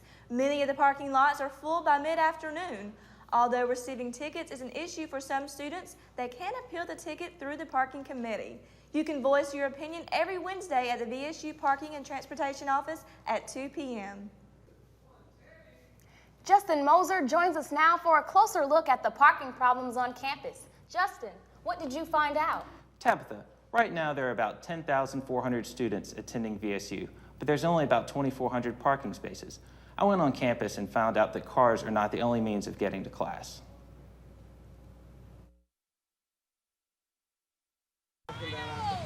Man, the traffic, it just depends on what time of day you out. You try to come out in midday, you ain't going nowhere. You probably gonna be in stuck zone a lot. Traffic in Valdosta isn't all too bad versus bigger cities. Bigger cities you can go and you'll really have bigger traffic jams, but I think it's a lot of the drivers in this area. For me to get parking and get to class on time, that's anywhere to an hour to 45 minutes before I'm supposed to be here. I think the people that live in the dorms need to park somewhere else, or they need to park further back in the parking lot so people that live off campus get to class on time. Transportation is good, but I'm lazy, so I would just like more parking spaces closer to campus. And I don't know, a lot of the faculty parking lot, a lot of the reserve spaces are never all that filled. So I'm thinking maybe they should get rid of some of those and make those, regular student parking. Are you one of the many VSU students battling traffic and parking? Well, here's some alternatives. Riding a bicycle is a great way to get around campus and not be late to class. I ride my bike because it's easy transportation. It's a great way to get around. It's really quick. A lot of places to park it, unlike a car. Traffic getting around on the bike is, it's here and there. I mean, you gotta watch out for the cars, obviously, but I mean, just the other day I almost got hit. You just gotta be careful. It's, it's the price you pay. Buses are sometimes an overlooked mode of transportation here on campus. Sometimes I have to park in the Oak Street parking lot, and it's a really long walk, and if I can catch the bus, I get to class a lot faster, and it's a lot, simpler than having to walk that far. I can usually time it, where I can catch the bus, and, it's convenient, and the bus ride is not bad. And usually, no matter which bus I catch, it usually takes me here and where I need to go.